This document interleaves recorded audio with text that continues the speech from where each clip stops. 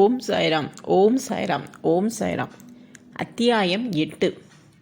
மானிட பிறவியின் சிறப்பு. சாய்பாபா உணவு பிச்சை எடுத்தல், பாயாஜாபாயின் சேவை, சாய்பாபாவின் படுக்கை, குசால் சந்திடம் அவருக்கு உள்ள பிரேமை. இப்பொழுது முந்தைய அத்தியாயத்தில் குறிப்பிட்டுள்ளபடியே மனித வாழ்க்கையின் முக்கியத்துவை பற்றி ஹேமபந்த் பலபட கூறிய பின்பு சாய்பாபா அவரது உணவை எங்கனம் இறந்தார், எவ்வாறு பாயாஜாபாயி அவருக்கு சேவை செய்தார், எவ்வாறு அவர் மசூதியில் தாத்யா கோதே பாடிலுடன் மஹால் சாபாதியுடன் உறங்கினார், எவ்வாறு ரஹாதாவை சேர்ந்த குசால் சந்த் விரும்பினார் என்பவைகளை விளக்கி சொல்கிறார். முதலாவது, மானிட பிறவியின் சிறப்பு.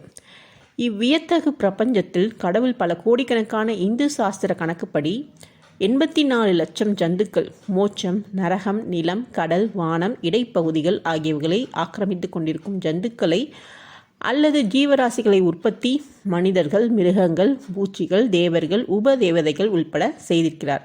எவருடைய புண்ணியங்கள் மேம்படுகிறதோ அவர்கள் தங்களின் செய்கைகளின் பலன்களை மகிழ்ந்து அனுபவிக்குமாறு மோட்சத்திற்கு சென்று வாழ்கிறார்கள். அது முடிந்த பிறகு அவர்கள் கீழே இறங்கி வருகிறார்கள். தீமைகள், பாவங்கள் அதிகமுள்ள ஆத்மாக்களோ நரகத்திற்கு சென்று தாங்கள் தகுதியுள்ளதொன்றும் தங்கள் தீவினைகளின் பலன்களை அனுபவித்து அவதியுறுகிறார்கள். நல்வினை, தீவினை இரண்டும் சம அளவாயிருப்பின் அவர்கள் மீண்டும் இவ்வுலகில் பிறக்கின்றனர். தங்களின் சுயமான முக்திக்கு உழைக்கும் முயற்சிக்கு மீண்டும் ஒரு வாய்ப்பு தரப்படுகிறார்கள். முடிவாக தங்கள் நல்வினை, தீவினை இரண்டுமே முழுமையாக அகற்றப்படும் போது அவர்கள் சுதந்திரமடைந்து விடுவிக்கப்பட்டவர்களாகிறார்கள். ரத்தின சுருக்கமாக உரைத்தால் அவரவர்களின் செய்கைகளுக்கும் நுண்ணறிவு, மன பண்பாட்டிற்கேற்ப பிறவிகளை பெறுகிறார்கள். அடுத்ததாக, மானிட உடம்பின் தனி சிறப்பு. நாம் அனைவரும் அறிந்தபடியாக சர்வ ஜீவராசிகளுக்கும் 4 விஷயங்கள் பொதுவானதாகும். அதாவது உணவு, உறக்கம், பயம், புணர்ச்சி முதலியவை ஆகும். மனிதனுடைய விஷயத்தில் அவன் ஒரு சிறப்பான சாமர்த்தியத்துடன் இயற்கையாகவே ஆக்கப்பட்டிருக்கிறான். அதாவது மற்றெல்லா பிறப்பாலும் அடையப்படா இயலாத ஞானத்தின் மூலம் அவன் கடவுள் காட்சியை பெறலாம். இக்காரணத்திற்காகவே தேவர்கள் மனிதனது உரிமையை, நிலைமையை குறித்து பொறாமைப்படுகிறார்கள். தங்கள் முடிவான விடுதலையை பெறுவதற்காக மானிடர்களாய் பிறப்பதற்கு ஆவல் கொள்கிறார்கள்.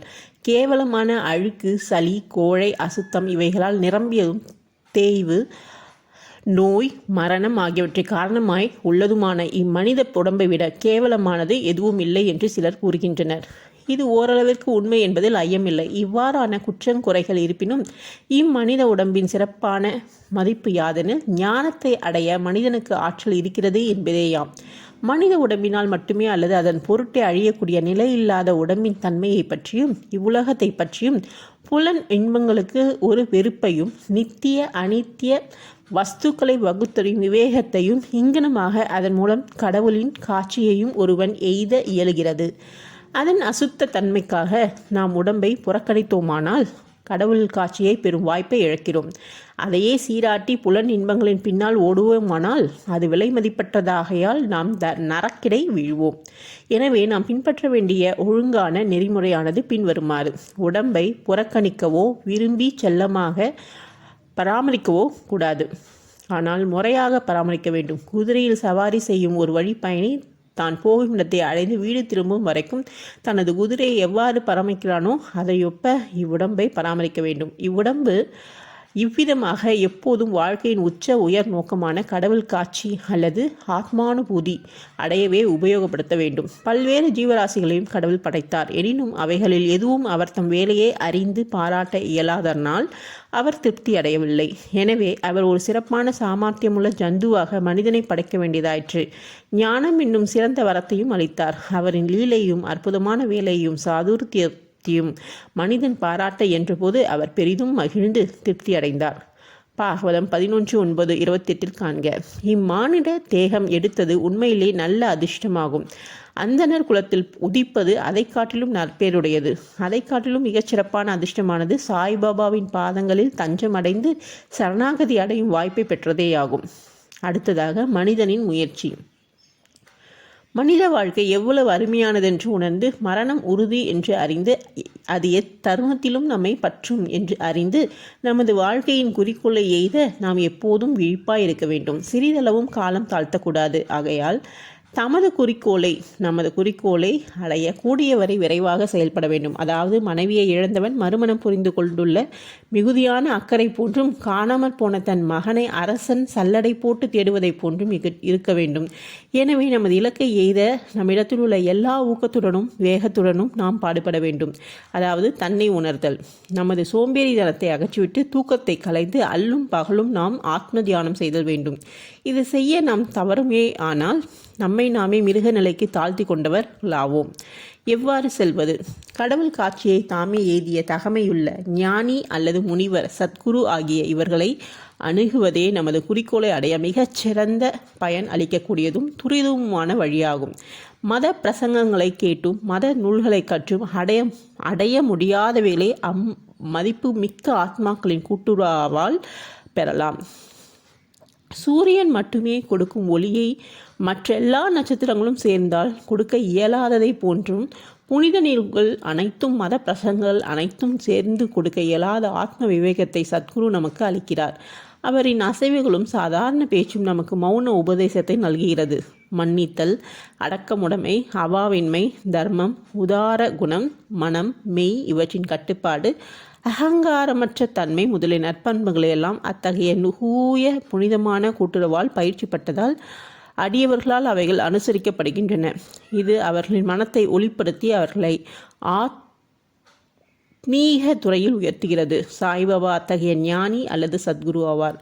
பக்கிரியை போன்று அவர் நடித்தாலும் எப்போதும் ஆத்மாவிலே முற்றிலும் தன்வயப்பட்டிருந்தார். கடவுள் அல்லது தெய்வத்தன்மையை சர்வ ஜீவராசிகளுக்கும் கண்டு அவைகளை அவர் எப்போதும் அன்பு செய்தார். இன்பங்களால் அவர் உயர்ந்து போகவும் இல்லை, துரதிருஷ்டங்களால் தாழ்ச்சிடவும் இல்லை. அரசனும் ஆண்டியும் அவருக்கு ஒன்றே.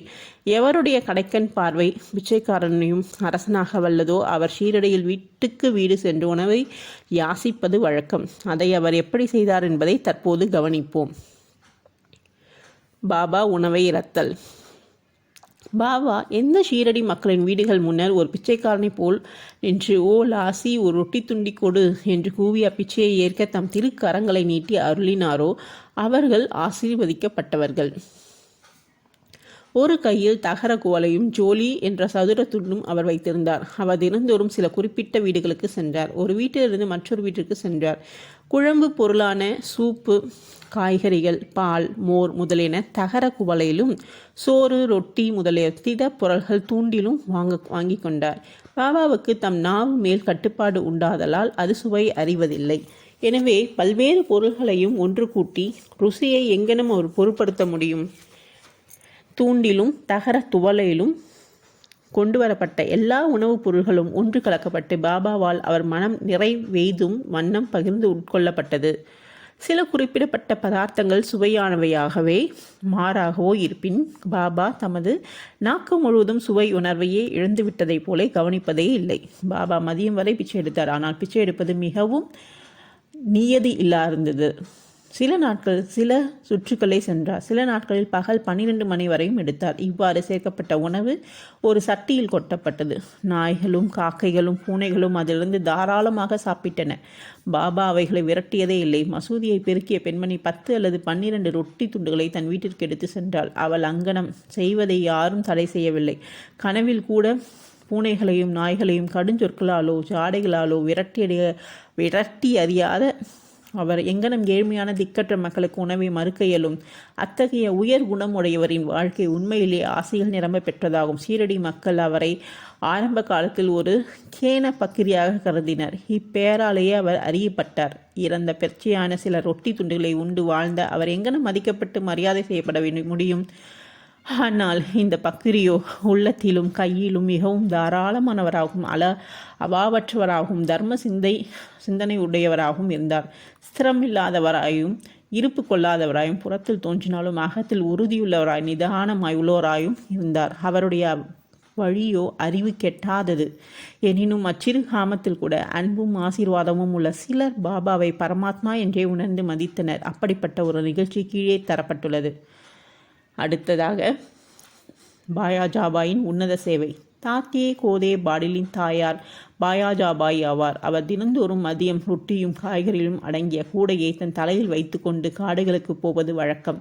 புதர் பூண்டுகளில் பல மைல்கள் கணக்கில் அவ்வம்மையார் அலைந்து திரிந்து கேன பக்கிரியை கண்டுபிடித்து அவர் பாதத்தில் விழுந்து அடக்கமாகவும் அசைவில்லாமல் தியானத்தில் அமர்ந்திருக்கும் அவர் முன்னர் இலையை விரித்து உண்ணக்கூடிய பொருள்களையும் காய்களையும் ரொட்டி முதலியவற்றும் அதன் மேல் வைத்து அவரை பலவந்தமாக உண்பித்தார். பாயாஜாபாயின் நம்பிக்கையும் சேவையும் வியக்கத்தக்கதாகும். ஒவ்வொரு நாளும் அவர் காட்டில் மதிய வேளைகளில் அலைந்து திரிந்து உணவை உண்ணும்படி பாபாவை வற்புறுத்தினார். அவருடைய சேவை, உபாசனை, தவம் என்றும் எவ்வித பெயரிட்டும் அதை நாம் அழைத்தாலும் இறுதி மூச்சு வரையிலும் பாபா அதனை மறுக்கவில்லை.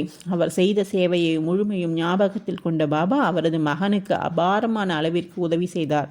தாய்க்கும் மகனுக்கும் அவர்களது கடவுளான பக்கிரியின் மீது பெரும் அளவிற்கும் நம்பிக்கை இருந்தது. பாபா அவர்களிடம் அடிக்கடி ஆண்டித்தனமே உண்மையான பிரபுத்தன்மையாகும், ஏனெனில் அது எப்போதும் நிலைத்திருக்கிறது. புகழ்பெற்ற பிரபுத்தனமெல்லாம் செல்வமெல்லாம் நிலையற்றவை என்று கூறுவார். சில ஆண்டுகளுக்கு பின்னால் பாபா காட்டுக்கு போவதை விட்டுவிட்டு கிராமத்தில் வசிக்கத் தொடங்கினார். தமது உணவை மசூதியிலே உட்கொள்ளத் தொடங்கினார். அதிலிருந்து பாயாபாஜியின் காடுகளில் சுற்றி அலையும் தொந்தரவுகள் முற்று பெற்றன. அடுத்ததாக மூவரின் படுக்கையிடம். எவர்களில் உள்ளத்தில் வாசுதேவர் உடைகிறாரோ அந்த ஞானிகள் எப்போதும் ஆசீர்வதிக்கப்பட்டவர்கள். அத்தகைய ஞானிகளின் கூட்டுறவை பெரும் நன்மையுடைய பக்தர்கள் ஆசீர்வதிக்கப்பட்டவர்கள். தாத்யா, கோதே, பாடில், பகத் மஹால், சாபதி என்ற அத்தகையான இரு அதிர்ஷ்டசாலிகள் சாய்பாபாவின் கூட்டுறவை சமமாக பங்கிட்டு கொண்டனர். பாபாவும் அவர்கள் இருவரையும் சமமாக நேசித்தார். இம்மூவரும் தங்கள் தலைக்கு கிழக்கு, மேற்கு, வடக்கு நோக்கி இருக்கும்படியும் தங்கள் கால்கள் எல்லாம் சந்திக்கும்படியும் மசூதியில் தூங்கினர். தங்களது படுக்கையை விரித்து அது மீது படுத்து கொண்ட பல விஷயங்களை பற்றி அரட்டை அடித்து கொண்டும் பேசிக்கொண்டும் நள்ளிரவில் நெடு நேரம் வரை படுத்திருப்பர். அவர்கள் யாருக்காவது அடையாளம் தென்பட்டால் மற்றவர்கள் அவரை எழுப்பிட வேண்டும். உதாரணமாக, தாத்தியா குரட்டை விட துவங்கினால் பாபா உடனே எழுந்திருந்து பக்கவாட்டில் அவரை அசைத்து தலையை அழுத்தியும், மஹால் சாபதி அவ்வாறு தூங்கினால் அவரை நெருங்கி கட்டி அணைத்தும் அவரது முதுகை பிடித்துவிட்டும் கால்களை உதைத்தும் எழுப்பிவிடுவார். இவ்விதமாக 14 முழு ஆண்டுகளும் பாபாவின் மீதுள்ள அன்பால் தனது வீட்டில் உள்ள பெற்றோரை விட்டுவிட்டு தாத்தியா மசூதியில் தூங்கினார். எத்துணை மகிழ்ச்சியும் மறக்க இயலாததுமான அத்தகைய நாட்கள் அவ்வன்பை எவ்வாறு அளப்பது? பாபாவின் ஆசையை எங்கன மதிப்பிடுவது? தனது தந்தை காலமானதும் தாத்தியா குடும்ப பொறுப்பை ஏற்றார். பின்பு தமது வீட்டில் தூங்க ஆரம்பித்தார். ரஹதாவை சேர்ந்த குசால்சன், சீரடியை சேர்ந்த கண்பதோ கோதே பாடிலை பாபா விரும்பினார். அதற்கு சமமாக ரஹதாவை சேர்ந்த சந்தர்பச்சன் மார்வடியையும் விரும்பினார். இந்த சேட் காலமான பின்பு அவர் சகோதரர் புத்திரனான குசால் சந்தை அதற்கு சமமாக அல்லது அதற்கு அதிகமாகவே கூட அன்பு செலுத்திய அல்லும் பகலும் அவர் நலத்தில் கண்ணாய் இருந்தார். சில சமயங்களில் மாட்டு வண்டிகளிலும் டாங்காவிலும் நண்பர்களுடன் பாபா ரஹதாவிற்கு செல்வார். அக்கிராமத்து மக்கள் பேண்ட் வாத்திய இசைகளுடன் வந்து கிராமத்தின் நுழைவாயில் பாபாவை வரவேற்று அவர் முன்னால் விழுந்து வணங்குவார்கள். பெரும் வியப்பொலிகளுடன் விழா கோலத்துடனும் கிராமத்துக்கு அழைத்து செல்லப்படுவார். குசால் சென்றவரை தன் வீட்டுக்கு அழைத்து சென்று வசதியான ஆசனத்தில் அமர்த்தி நல்ல உணவை அளிப்பார். பின்னர் அவர்கள் சரளமாகவும் மகிழ்ச்சியுடனும் சிறிது நேரம் உரையாடிய பின்பு அனைவருக்கும் மகிழ்ச்சி ஆசையும் நல்கிவிட்டு பாபா ஷீரடிக்கு திரும்புவார். தெற்கே ரஹதாவிற்கு வடக்கே நிம்காங்குக்கும் இடையே சரியான மையப்பகுதியில் ஷீரடி அமைந்துள்ளது. இந்த இடங்களுக்கு அப்பால் பாபா தமது வாழ்நாளில் சென்றதில்லை. அவர் எவ்வித ரயில் வண்டியும் பார்த்ததோ பிரயாணம் செய்ததோ கிடையாது. எனினும் எல்லா வண்டிகள் வரும் புறப்படும் நேரங்கள் எல்லாம் மிகச்சரியாகவே பாபாவுக்கு தெரியும். தாங்கள் பாபாவிடம் விடை பெற்று கொண்ட போது அவரின் அறிவியலின்படி நடந்தவர்கள் நன்மை அடைந்தவர்கள், அதை மதிக்காதவர்கள் பலவித துர்ச்சம்பவங்களுக்கும் விபத்துகளுக்கும் உள்ளானார்கள். இதை பற்றியும் இன்னும் பல நிகழ்ச்சிகள் குறித்தும் அடுத்த அத்தியாயத்தில் காண்போம். ஓம் சாய்ராம், ஓம் சாய்ராம், ஓம் சாய்ராம். ஸ்ரீ சாயை பணிக. அனைவருக்கும் சாந்தி நிலவட்டும். அடுத்த அத்தியாயத்தில் சந்திப்போம். நன்றி.